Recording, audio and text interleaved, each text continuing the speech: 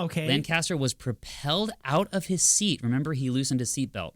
Right. By the rushing air from the decompression and was forced head first out of the flight deck. Oh my gosh. His knees were caught on the flight controls and and his upper torso remained outside the aircraft, exposed to the extreme wind.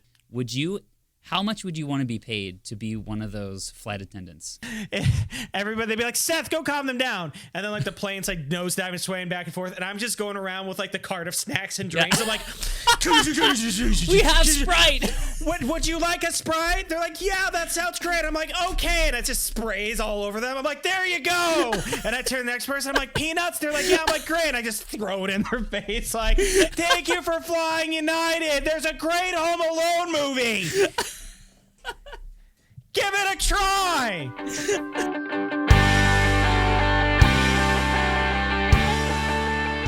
67, right? Yeah, dude. Cool. Yeah. 67. Yeah, this is going to be a good episode. It was at episode 67 that the FBI was called and where they started bugging their... It was not a good episode. How is this? Say something loud and boisterous. Loud and boisterous. Much better. Glue it there.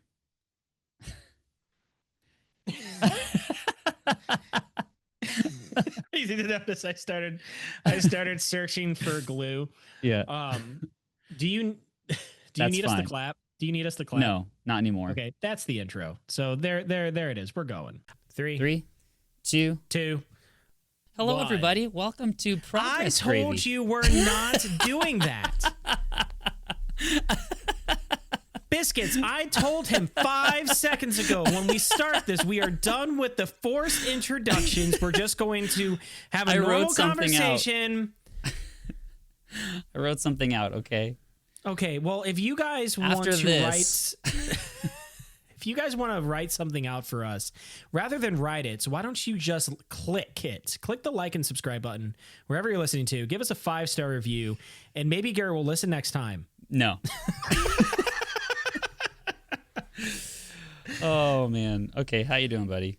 Do you want to talk about it? Do you want to talk about our Facebook exploding in the best possible way, or it's pretty cool? Y'all out there know that this is a very grassroots organization. We don't know what we're doing, so we don't know how to promote this. So we're just navigating the wilderness the best we can. Garrett wiped with poison ivy again. That's what navigating the wilderness is like with Garrett. It's like, is this? Yes, it is. Did you? Yes, I did. Yes, I did. All right. Yeah. We're just Lewis and Clark wandering the wilderness. Yeah. And turns like, did you put that poisonous plant down your pants? Yeah, for safekeeping. Someone's got to send it back to Thomas Jefferson. Yeah. And then just start itching immediately. Yeah. It's like, oh, quick, because they didn't have pictures. Quick, Clark, sketch this out. Make sure you get the rash. Yeah. Our Facebook, man. Like, okay, so like something happened. We don't know what it is. But at Banter Gravy, we'll post things on social media. And there came this opportunity that everybody has been... Here at Banter Gravy, Seth posts things on our social media. Okay. That's not my job. We kind of stumbled upon something because I noticed that Cracker Barrel is just taking it in the worst. They're just like getting whipped with criticism for their logo change. You know what I found out what it is? I thought about it. And when Starbucks took away they revamped their logo. Yeah. They took away the Starbucks and left the siren, the mermaid. And then when McDonald's did theirs, they took away the McDonald's and left the M. Right. When Cracker Barrel did what they did, they took away the picture. Heart and soul of the entire freaking logo. Yeah. Left the words.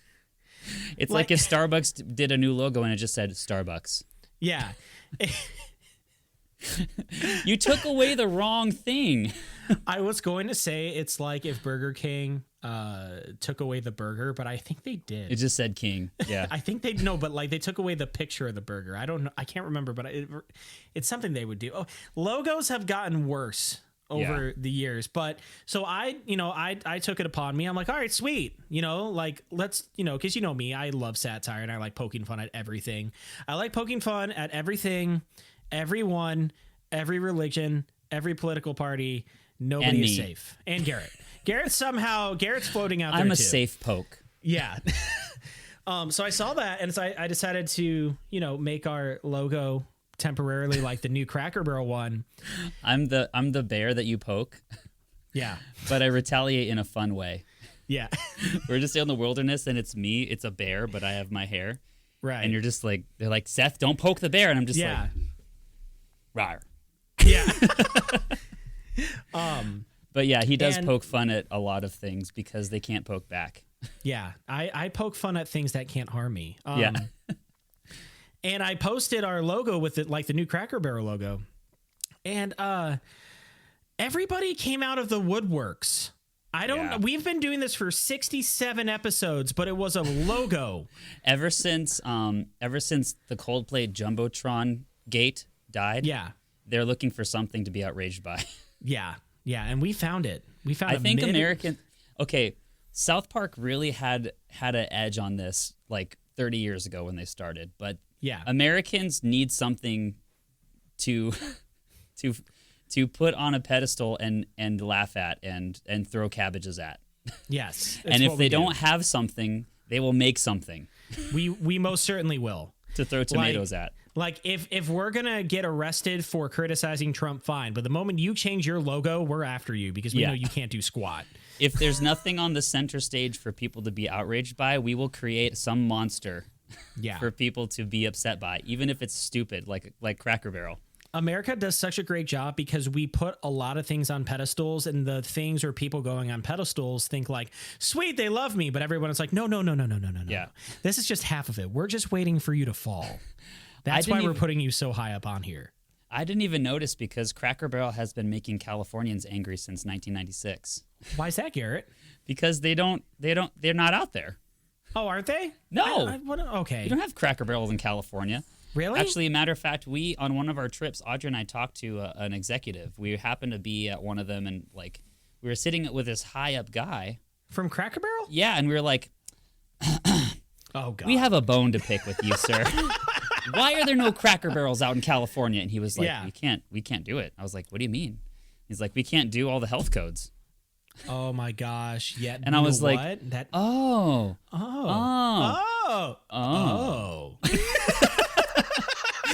But yeah, they don't have a lot in California because they apparently like the standards are too high.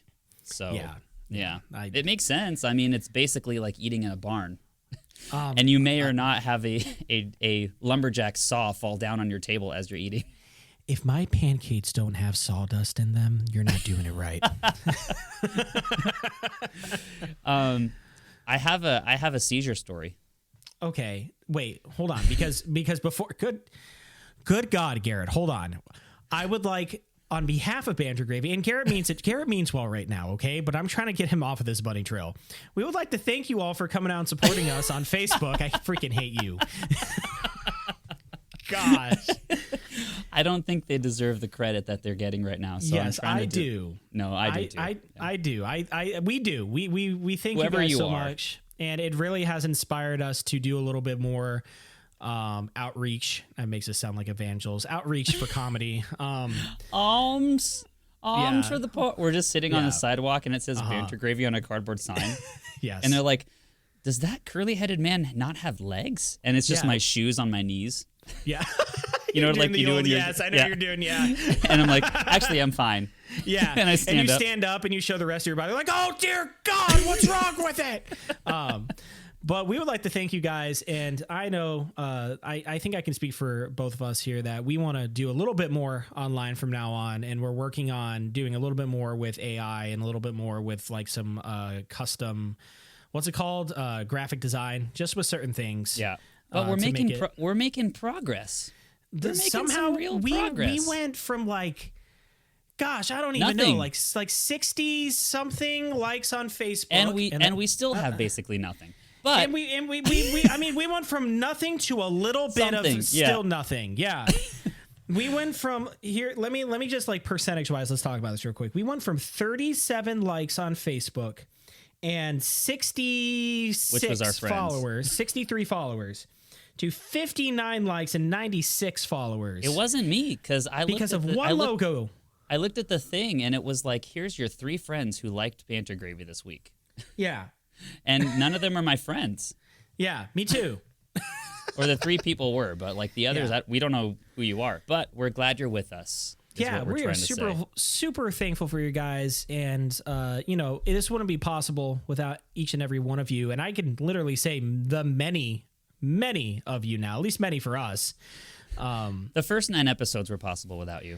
Yeah, they were. Well, those were already filmed. But, starting with 10. We needed an audience. So seriously, thank you guys. And we look forward to your continued support and to continue entertaining each and every one of you. Yeah. Share the podcast. If there's somebody that you think would be interested in hanging out with us and listening to us, God, who knows why, let them know. Tell them, send this, because we need some help. This is a grassroots thing. So when we say hanging out, we don't actually mean if you would like us to show up at your friend's doorstep. If you would like us to show up at your son's 7th birthday party, please email us. Yeah, no, please. We show up on a porch and there's a flaming bag. And they open it and they snip it out, and it's God. It's poop in the bag. Yeah, and it's who would do this? And then I just pop out from the bush and I'm like, look down, and it just says Banter Gravy smeared. Yeah. I thought they're like, it's like a face shot of them, like, who would do this? And the card just goes right in front of their nose on the screen, says Banter Gravy. Yeah. It's like, our card.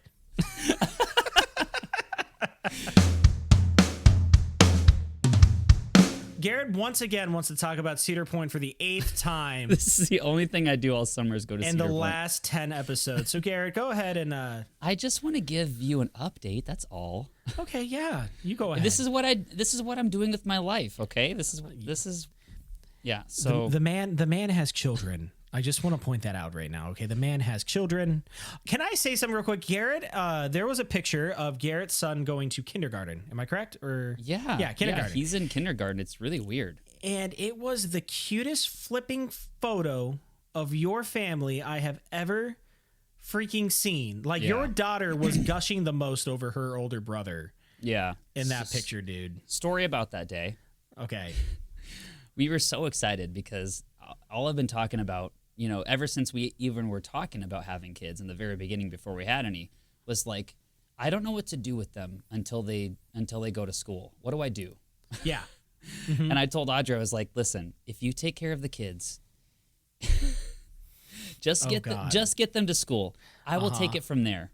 Oh no. So that's our deal. Okay, so now what? Because well, actually, I've been doing pretty good because I've been, playing Pokemon cards with Graham, and we've been really connecting lately because I can talk to him now. So basically, the understanding was, Audrey was like, well, once they grow up, I don't really know how to handle them in the teenage years and stuff. So I was like, oh, I'll handle that. No worries, I got that. You just hand him a skateboard, and I'm like, all right, you're on your own. This is it. Door shuts and the truck goes off, but it's the desert. There's just a rattlesnake, and then you open the door. You're like, oh yeah, don't go near that, and then you shut it. But I feel equipped to deal with their attitudes, I hate you, and slam the door. Right. You know what I mean? I'm prepared for the teenage years. I feel emotionally prepared. Okay. And there's things obviously people have been telling me you can't. You know what I mean? Right. It's just gonna be tough either way, and I understand that. But the thing is, when the 2-year-old is standing on the top of the banister, and they don't know that they will float gently down if they jump. Is that what you've told? I'm going to say, is that what you've told yourself, that they will float gently down? No, I'm saying in the mind of a 2-year-old, they don't know danger. Oh, they don't understand. They don't know if they put their hand on the stove that it will burn. Right. Yes. And that there's a point where you can't explain that to them. I did the stove thing at 25, by the way. Go ahead. Yeah. So you're saying it doesn't change? Yeah. No, it doesn't. You just forget, or you're curious again. I've been nervous about it. I don't know how to explain things, but now that he's in school, I feel it easy to, even if he doesn't agree with me, to be no, you will go to the potty and you will wipe your own butt. Like, I don't care how you feel about it. You're just going to do it. You know what I mean? Like, he understands what I'm saying. Yeah. But when they're two, you can't, you know what I mean? Audrey, on the other hand, knows how to deal with them. And she's got it all. She went to school for it. Like, she's got a master's in it, basically. So I was like, okay, you get them to school. And so this was a big milestone. You know what I mean? Yeah, I do. We've been talking about this for years. So we were all excited. We got the camera. We got all dressed in like our clothes that we were excited to wear, and like we were like I stayed home. Garrett wore a hoodie. Go ahead. I wore a hoodie. Yeah. And I go out to the window of our house, and I look out, and the sun's shining, and like the birds are eating worms in my yard, and like everything is how it should be. And I'm like, this is such a wonderful moment. And I breathe in. I'm like, what a wonderful moment. I need to appreciate this and slow down and just really appreciate this moment for what it is. Right. And then it's like torrential downpour. Okay. Second we open the door. And I knew there would be a twist there. But when you said, everything's dry in the world, the sun is shining, the birds are eating worms, and it just cuts to the birds, and we're like, God, no, please stop! That's my 14 kids. You just ate one of my 6 hearts. No! He just pans back to you, and you just, with your coffee. Yeah. Great day. There's a mom and a daddy bird in the tree. Yeah. Oh, no, sorry. There's like a mom and a daddy worm in the hole. Right. And they're like, what a great day, Mildred. We get to take our 7 kids to school. Our 6 kids all the way to school. Yeah. And I also would like to point out, because you have every right to go on your tangents that you do, but whenever you talk about things, and I tell this to my wife, whenever you're explaining things to me, a bunch of things pop up in my mind as a retort. So I eventually have to speak my mind here. Yeah. You said, and I don't know if you biscuits caught it, but Garrett was like, I don't really know what to do with them until they're school ready. So Audrey, you take care of them until they're school ready. And I feel like I'm totally going to be ready to invest in them and to take care of them once they're teenagers. And I would like to point out to every single one of you right now that Graham is 5. Yes. So don't think right now Graham has turned into a teenager, because Garrett said he doesn't know what to do with them until they're teenagers. Well, Graham is in school and is 5 now. Yeah, there's still some things to figure out. But so what about 5 to 13? Well, okay, so no, here's the thing: is the communication lines are open. Yes. So now I have to lay down the law, because now he's testing his boundaries. Now he's saying, how far can I push Dad, and how far will he let me disobey before I get spanked? He goes to Mexico, to the Mexican border. He's like, all right, let's test this. Haven't noticed this boundary. I'm gone. Yeah, let's test this boundary here. And he puts his foot over, and you hear did, and he puts it back, and he's like, huh. I'm going home. Yeah. Yeah. But no, it's I feel more able than I know. Like, I feel more able to carry myself as a parent than I did. More capable. Yeah. And she feels way more capable in that age. Now she's starting to get to the point where she's like, well, you're going to deal with him because you're his dad. You know what I mean? Like, I'm starting to hear that more and more. Whereas, they were 2 and 3, it was more like, I don't know what to do, honey. It's almost like, you've had to have experienced this. Like, just wait till your father comes home. Yep, and that's happening. That's happening. And that's what it is now. And I come home, and sometimes she'll tell me the situation, the cliff notes, real quick, and it happens. It's like I get that light bulb, that bing. Okay, I know what to do. Let's do it. Yeah. But it hasn't been happening until now. If someone told me, if I was in trouble, and someone told me, just wait till Garrett gets here, you would be like, all right, let's get this over with. And then you pull out one of those horns that clowns have, and it's like, yeah. It's like, that's what you're gonna do, right? Yeah, that's what you're gonna do. We'll distract him with this. Yeah, we got it. Just does anybody have Iron Frenzy's latest album? Yeah. You know what? Any album. And I show up and I'm like, is that all you've got? And then you're like, you pull out a turtle from your back pocket, and it's like, Yeah. And I'm like, that's better. Okay. Now I know what we're doing today. Yeah. Mm-hmm. So anyway, it just downpoured, dude. And I looked at the radar because I was like, let's see how long this is going to last. And the radar on my phone, it had Cleveland area, and it's like Brunswick over here, Sandusky over here. Sure. In like the southern west to east, yeah. Sheffield Lake. Just Sheffield Lake. It was just like a big one red, green, yellow blob on it. Yeah. And then I looked, and it does like the fast forward, and it disappeared. Oh, great. And I was like, okay. I was like, Audrey, what's the window here? And she was like, 8 o'clock to 8:15. He has to be dropped off in those 15 minutes. And I looked at the thing, and it said, rain ending at 8:17.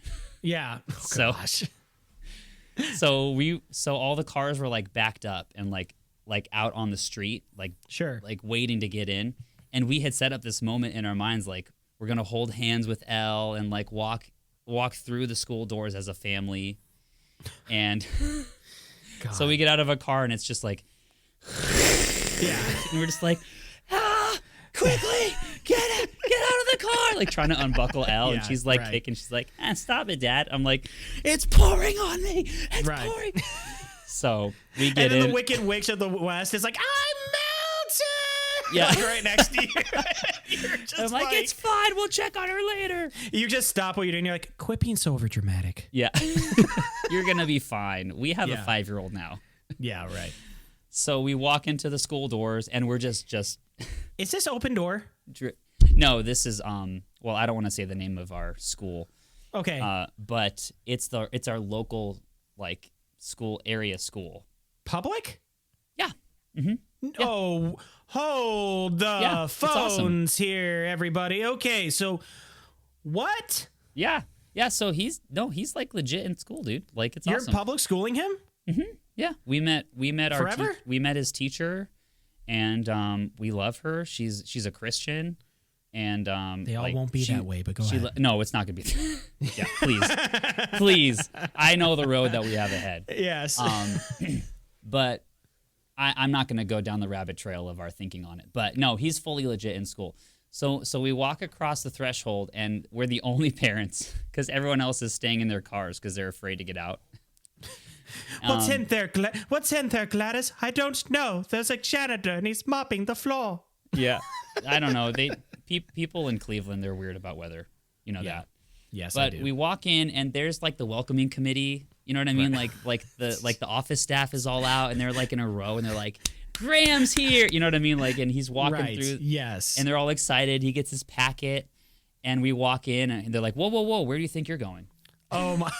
And I'm like, to his class, and like, they're like, you're not going to his class. What do you, like? He's going, but you're not going. And I was like, oh. So anyway, that was where we took those pictures that you saw.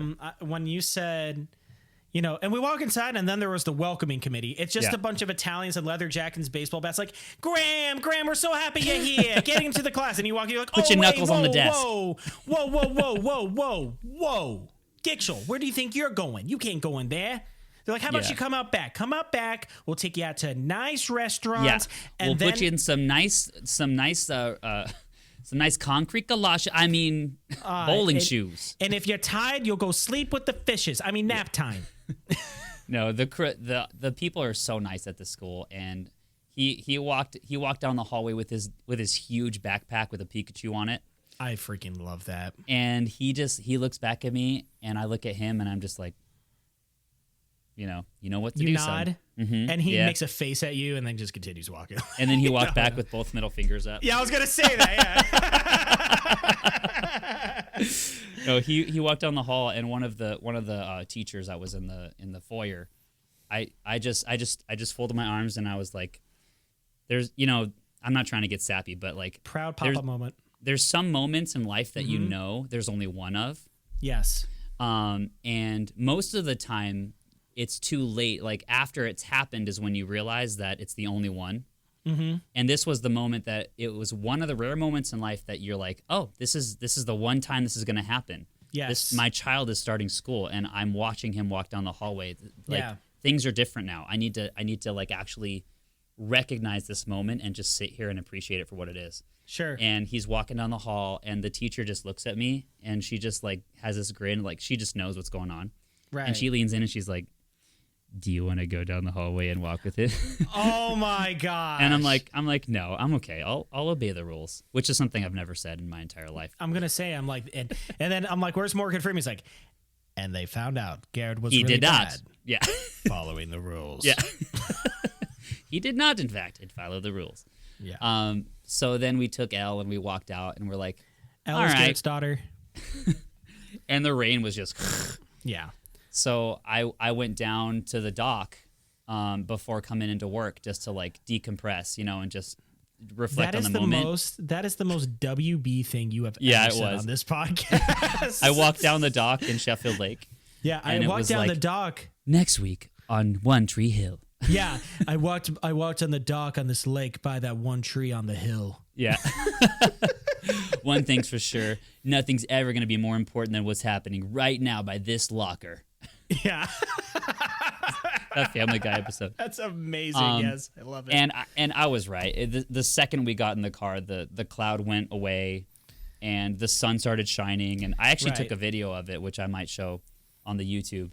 But it was like, you look over and it was Cleveland, and the sun was shining down this way, and then this way is Sandusky, and I could see over there like clear as day, like I could see like the lighthouses and stuff along the coast, and it was sun. And then I look back and it's just this one ball of black. Now when Garrett says the YouTube, he didn't mean to sound like he was 70. The YouTube. He meant to say the YouTube, and he meant to say the YouTube channel, but he never got the channel. So Garrett means YouTube. We're not old. Please like and subscribe. Yeah. Scratch that. One of us is not old. Yes, sorry, yeah. So last segment we were supposed to talk about Cedar Point, and Seth didn't let me. And I'm bleeding again. What? My foot is bleeding. What happened last time? I am bleeding. This happened, I don't know, last time. I keep scratching my foot because of all... Okay, everyone. This is the moment we pause, and you get to listen to Girl from Impanina. We can't actually play that, so please enjoy Garrett doing Playing guitar. Playing guitar. There it is. All right, hold on. You're wondering who I am. Secret, secret, I've got a secret. Machine or mannequin. Secret, secret, I've got a secret. With parts made in Japan. I am the modern man. Okay, so here's what I wanted to talk about before Seth's juices started leaking. In professional wrestling, we call that juicing, where you have to bust yourself open for the effect of blood. And in the 17th century, they called that medical practice. Yeah, and in 2025, we call that Seth accidentally picked one of his scabs. Ouch. Okay, go ahead. Can you shine some light on that for me real quick? Why did they think that letting blood out of your body would help anybody? Well, I'm going to need a flashlight before I shine light on it, because I don't know how.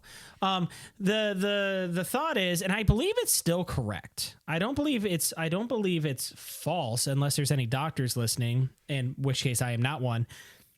But your blood is like the oil of your body. It circulates. At times you want to blood transfusions and stuff like that to like get healthy blood in, like especially if you go septic and stuff like that. You want to like, oh, gotcha. So I believe they're on to. They're like, yeah, we have to get the leeches and put it on the body and take all the blood, but no one ever asked once. Yeah.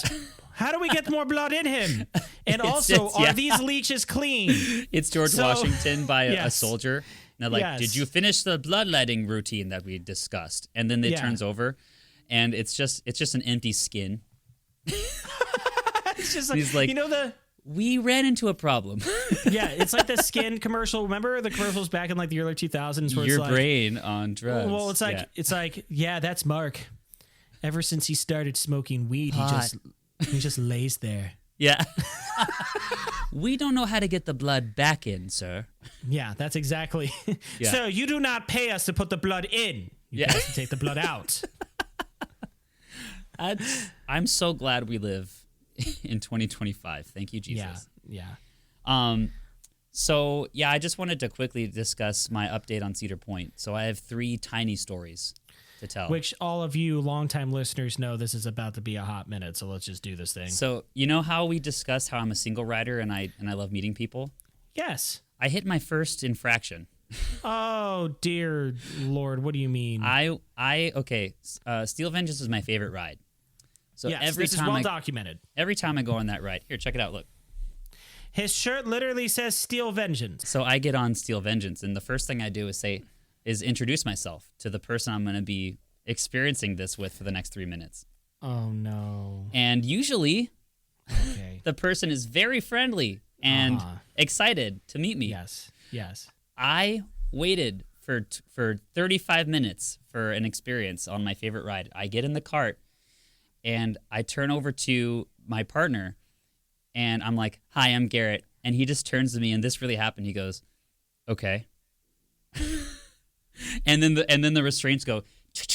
Yeah. And I'm just standing there with my hand out, like, wait, what? What? Yeah, and he just turns and like sternly faced just looked ahead, and I just turned with my hand. I'm like, oh, okay. Yeah. And then I felt bad because I was like, should I have not introduced myself? Maybe he was nervous. Maybe he. And then I was like, wait, no. Yeah. Oh no. Hold on. Oh no, sir. There are people at my church who are begging me to go to rehearsal for Palooza right now. And would love for me to be there. There are people who need my help, but I decided to come here, sir. I have a wife with 2 children crawling on her back right now. Yeah, at home. You will be grateful for my presence. Yes, you will shake my hand. Yeah. And so we start going up the lift hill, and he hasn't made a noise. And I'm like, what is this guy? Is this a robot? Yeah, oh my gosh. And we go over the edge, and I put my hands up, and he goes, ah. No, he didn't. No. Seriously? And he's going through the ride with this weird monotone, I don't even know if you want to call it a yell or a scream or I don't even know what it was. So he's just a robot or he's something. Just going, ah. Right? Okay. And we get off the ride. And I look over him and I'm just like You're like, you know what? And he just sat there. Yeah, you put your hand out, you're like, never mind. Yeah, no. Can I take back my offer? Like, okay, no. My name isn't Garrett, by the way, and you can get away with that. Friendship rescinded. Yeah. It takes a lot. Let me point out, it takes a lot to get Garrett to rescind a friendship. Yeah. Seth tries every episode. I have been working so hard for 9 years to rescind my friendship. We just sit down for episode 68, and you're in a Willy Wonka costume, and you're like, scratch that, reverse it. Yeah. And I'm like, take off the hat. Yeah. Good guy. And then I pop in an everlasting gobstopper. Yeah. Okay, so story number 2. So I'm on Millennium Force, which, by the way, I've gotten over because I've gone. Okay, good. I've gone on it a bunch now. I'm at the point I can lift my hands and like I don't have to like hold down and like you know what I mean. I don't like think hunker. I can do that on the Millennium. I don't even think I can raise my hands up. So yeah, I go full like just let myself float at this point. I've been on it that many times. I'm standing in line listening to a podcast. And is it ours? No. No, why would I? I don't listen to that garbage. I can't listen to myself. Yeah. And you know that point in the line where the ramp starts going up and the track is right there and it goes by and it's like yes, and you know what I'm talking about? You get the cart coming by every now and then. Yes, I do. So creature encounter alert. Okay. So I look over and this sparrow just goes and parks itself in the triangle of the track. You know what I'm talking about? Is it looking at you? Yeah. No. Okay. Yeah. You know how it's a triangle, like the 2 tubes, and then the beams go down. He parks himself there, and I'm just like, and I settle in. I'm like, all right, get the popcorn out. You're just like, it's gonna go one of 2 ways. These things have been torturing me for years. Right. I'm about to enjoy something here. Yeah. Oh my gosh, Garrett. Okay. I feel like I have to stop and say something. This really happened, all right? So if there's biscuits out there wondering if I'm telling the truth or if I'm full of it, this really happened, all right? Okay, I'm not lying. Ready. It flew away. Yeah. 10 minutes later, I honestly, I'm having a hard time, like, believing that this actually happened. This happened. I'm standing there in line, and the line goes in front of me. You know how, like, the people start walking forward, and you have a second, like traffic. You know, you don't just walk immediately the second they take a step. You know what I mean? Like, they step forward. I look over to my left, and there is a sparrow. Another one. Or the same one? Coming right at me. No. He is dead center on my head. Like ready to come get you? Garrett, like, no. arms like this. Like sprawl. That bird, like, ah! Yeah. That bird, I'm like, okay. that bird's not coming at me. This is too weird. And he comes right at me, and I move my head like this just in time. His wing clipped my nose.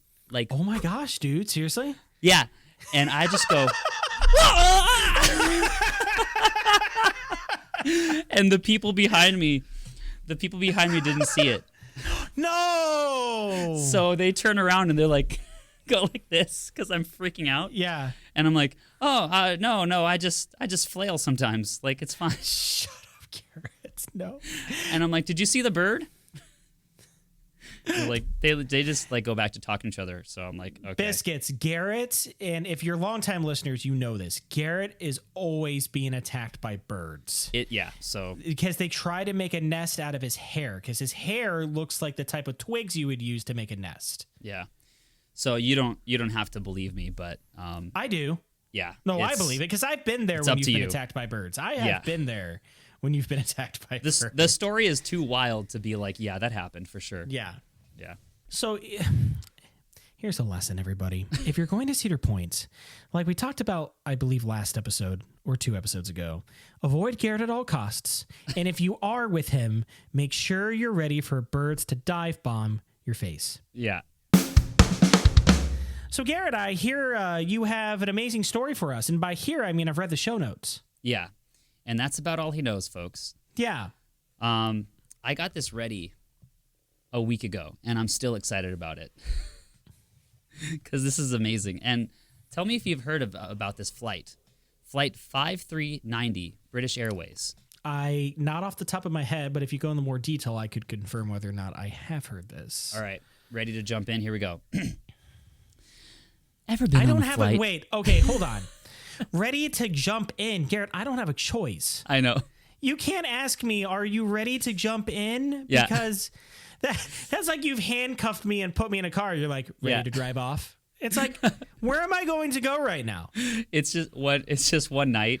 I pop up over the side of your bed, and I'm like, you ready to jump in? And you're like, oh my gosh. What are you doing in here? And then you just lean over, and we're above a volcano. Yeah, I'm like, oh, dear God. I'm like, I thought my AC was broken. I knew something was wrong. You're like, I'm not doing this. And then I press a button, and the bed just goes zzz. Slowly raises. So you're like, oh yeah, you're doing this.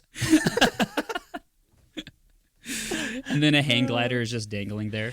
Garrett is the type of person to be kidnapped by aliens and like be in their ship, and he's like on some planet and like going through these challenges to the human race. They're like, you are allowed to teleport one friend here to help you. You're like, I know exactly what I want to do. And it just goes poof, and I'm in the middle of a lesson. I'm like, so when you see the synonyms are... Wait. And I look right at you. Yeah.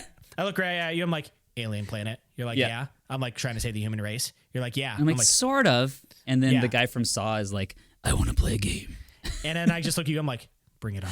Yeah. Okay. Ever been on a flight and thought to yourself, man, this sucks? Yes. I can't wait till we land.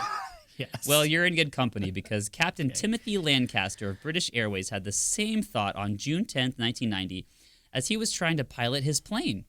Oh. While dangling by his legs from the cockpit window. It always has 17,000 feet in the air. It always has a twist that makes me uncomfortable. All right. The co-pilot was 39-year-old Al Pacino. Atchison. Al Pacino. Al Pacino. All right, then we're going to go and we're going to land the plane.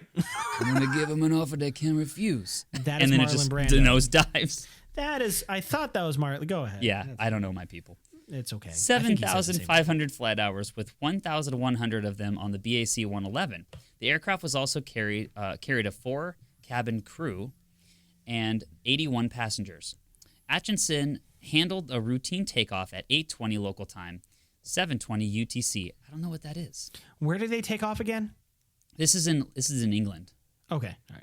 They handed the control to Lancaster as the plane continued to climb. Both pilots released their shoulder harnesses, and Lancaster loosened his lap belt, which was the biggest mistake he ever made in his entire life. You bet it was. At 8:33, the plane had climbed through about 17,300 feet over Didcot, England. As the cabin crew was preparing the meal service, flight attendant Nigel Ogden was entering the cockpit when a loud, forceful bang occurred. The cabin quickly filled with a strong air current and condensation. Here's what happened. Okay. The left windscreen panel on Lancaster's side of the flight deck had blown out from the forward fuselage. Okay. Lancaster was propelled out of his seat. Remember, he loosened his seatbelt. Right. By the rushing air from the decompression, and was forced head first out of the flight deck. Oh my gosh. His knees were caught on the flight controls, and his upper torso remained outside the aircraft, exposed to the extreme wind and cold and gale wind forces. Oh my word. The autopilot then disengaged, causing the plane to descend rapidly. No, you don't say. Yeah. So the plane just decided I'm gonna start going down if things couldn't be bad enough. The flight deck door was then blown inward, and it gets worse. Okay. Onto the control console, blocking the throttle control, causing the aircraft to then gain speed as it sped towards the ground. Oh, good. So now we're losing seconds as Yeah. we're falling. Yeah. So the cockpit explodes. The captain Yes. gets sucked out the window. They're like, Sure. "Oh, it's fine. We still have our controls." And the door from the cockpit goes, Doosh! And they're just like, we had Wow. the controls.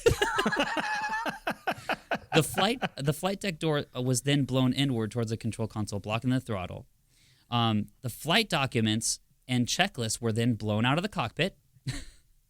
Okay. Wait. What was blown out of the cockpit? The flight plan, like the plan. Yeah. Okay. So they're flying. They're like, well, what do we do now? Don't worry, we have a plan. Just flies out the window. Ogden, who was the, I believe it was, if I just said it correctly, was a flight attendant. The flight attendant that went into the cockpit when this happened. Sure. Rushed to grab Lancaster's belt, while the other two flight attendants secured the loose objects in the cabin and reassured the passengers and instructed them to adapt to a brace position in anticipation for an emergency landing. How much would you want to be paid to be one of those flight attendants? It doesn't matter how much I would want to be paid for being a flight attendant. It would matter how much I'm going to be paid after this, after I sue. Yeah. That's it's your job to calm everybody down. Yeah. You would just be there, and they'd be like, but we still have a captain, right? Yeah. Everybody, they'd be like, Seth, go calm them down. And then, like, the plane's, like, nosediving, swaying back and forth. And I'm just going around with, like, the cart of snacks and drinks. I'm like, we have Sprite. Would you like a Sprite? They're like, yeah, that sounds great. I'm like, okay. And it just sprays all over them. I'm like, there you go. And I turn to the next person. I'm like, peanuts? They're like, yeah. I'm like, great. And I just throw it in their face. Like, thank you for flying United. There's a great Home Alone movie. Give it a try. Just go. And someone's like, I have to use them. Someone's like, this is terrible. Yeah. What a terrible experience. And you're like, oh, sorry. I mean, Home Alone 2. Yeah. Awful sequel. And we just keep going. And someone's like, I need to use the bathroom. I'm like, just go, There's man. a window. Just go. There's a window. Well, you are in luck. Yeah, well, there's a window about 20 feet that way.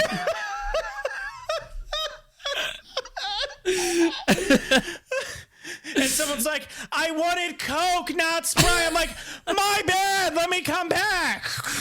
Just going gosh, up the dude. aisle.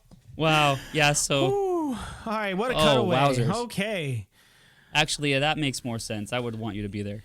Yeah, you would want me to be there because service they, with a smile, Garrett. Service. I feel like you would have done better.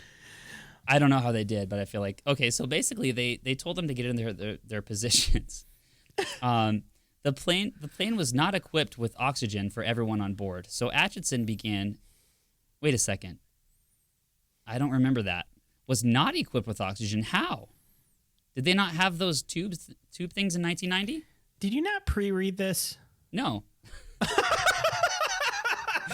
So Atchison began a rapid emergency descent to reach an altitude with significant air pressure. Then he re-engaged the autopilot and broadcast the How would you distress rate call. this air pressure? And they just look at it and they look at him like, significant. Yeah. But he was unable to hear the response from air traffic control, because there was no windshield. Yeah. Hey, I just go back to the cockpit. I'm like, so we're out of Coke. And then I look and I'm like, oh, the air pressure looks pretty significant. All right, going back. What did they say? I think they said land ho. No, I think they said it's time to smoke. Don't ever put me in a plane crash. I don't know what. Here's the thing. Why are they contacting people? What do you want us to do? Yeah. Just land. What? Do you really want us to land or no? Yeah. Our captain is just his body just flapping against just the flapping out there. What should we do? I don't know. Ask the bosses down below. And it's like, oh wait, I know. And they press the button and then the seatbelt sign turns on. Yep. Bing. You're gonna want to tell the captain about this. Yeah. Yeah, hold on. Let me just freaking land the plane. You just go out I don't dangling understand. with them. You're like, all right, so here's the update. Ogden, still holding on to Lancaster, was now becoming exhausted because, he had been holding on to him The all this entire time. Just holding a body from being sucked out the window fully. Yeah. So Chief Steward John Heward and the flight attendant. Whoa. Chief This Steward. is like a Dr. Okay. Like a Dr. Seuss book now. Chief Steward. I John cannot Heward. fly Is this that his with name? I cannot fly inside this plane. I cannot fly inside this plane, so stick your head out and feel some pain. And then a person just comes up. He's like, excuse me, I do not like green eggs and ham. And he just boom, just like shoves it in the flight attendant's I do not face. like them, John Heward. His name is John. The steward's name is John Heward. It says this: Chief Steward John Heward. Shut up. The flight attendant. No. And flight attendant Simon Rogers took over the task of holding on to the captain. So they traded. By this time, Lancaster had shifted several centimeters. It's been since 1990. We can laugh about this now, right? Further outside, and his head was now repeatedly striking against the side of the plane. Oh my gosh. So this man is flapping on the outside of the plane all this time. Oh gosh. The crew believed him to be dead. Okay, all right. And so we're talking about it. Okay, good. So they're holding on to this man. I just pictured Garrett. Well, he's dead. I just pictured the other. They're like, all right, drag him back in, and they're like, they don't see him. They're like, all right, Captain, here's the update. And they look at the captain, and it's just from like the chest up is gone. And you're like, so it's too late to save him. And you're like, okay, so this is going to be a weekend at Bernie's thing, isn't it? They just pull him in. He's half a person. They're like, is there a doctor on board? Yeah. You're like, does anybody have any sunglasses? I've always wanted to do this thing. And they just put it on his chest because that's all that's left. Good God. Jeez, dude. The crew believed him to be dead. Well, he's dead. Okay. But Atchison told the others to continue holding on to him out of fear that letting go of him might cause him to strike the wing and or the engine. So if they let his body go, it could like go inside the engine like a goose and like explode the engine, which wouldn't make things any better. Well, dude, that would be so frightening. Yeah. Eventually, Atchison was able to hear a clearance from the ATC. Again, why are you waiting? Just land. To make an emergency landing at Southampton Airport. Why do you need permission? The flight attendants managed to free Lancaster's ankles from the flight controls while still keeping hold of him. Okay, what type of sentence is that? What type of sentence is that? We managed to free his ankles from the controls, so now we're able to fly the plane. Yeah. At 8:55 local time, the aircraft had landed at Southampton, and the passengers disembarking using the boarding steps. Lancaster survived with frostbite. You did? Yeah, I figured. Bruising on his head, shock, and fractures to his right arm, left thumb, and right wrist. I mean, I'd be pretty shocked, too, if that happened to me. Ogden, the man who held him in place, had frostbite on his face. Also a dislocated shoulder from holding on, and later suffered from post-traumatic stress disorder. You don't say. You don't say. Yeah, okay. I'm glad we're... Oh, man. So here's what happened. So basically, some chucklehead put in the wrong screws. When it came time to replace the window, which is something they do, another chucklehead took out the screws and said, "Okay, these are the ones I need to use," and put the same ones back in. The undersized screws were unable to withstand the force of the air pressure, difference between the cabin and the outside of the atmosphere during the flight. Also, the windscreen was not the plug type. Oh, fitted as recommended by the authorities. So it wasn't the right type of window either to help hold it in place. Which is why when Ogden opened the door to go into the cabin, just a slight difference of air pressure from the cabin door opening caused the window to go boom, and instead of being sucked inward, it went outward. Okay. McFrickin' unbelievable. Awful stuff. That's literally how I rated the new McDonald's chicken snack wrap. McFrickin' unbelievable. McFrickin' unbelievable, dude. Atchison left British Airways shortly after the accident. Yes. And joined the Channel Express. I'm checking this out too. Can you blame him? Ogden returned to work, suffered from PTSD, and retired in 2001 on grounds of ill health. And this is my favorite note. As of 2005, he was working as a night watchman at a Salvation Army hospital. Yeah. So pretty up-to-date information, Wikipedia. Great job. Yeah. You ready to land this plane?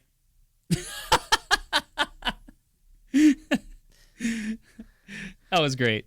Yeah. Can I keep that in? Yes, you can. Okay. All right, so we're actually going to be landing the plane for real right now, unlike some people we've read about. If you guys have any topic suggestions, please email us at bantergravy@gmail.com. Click the like and subscribe button wherever you're at, and give us a 5-star review. All right, everybody, we're flying at 70,000 feet. We'd like to invite you to please like, comment, subscribe, go to social media, and also don't forget to have a great day and take care.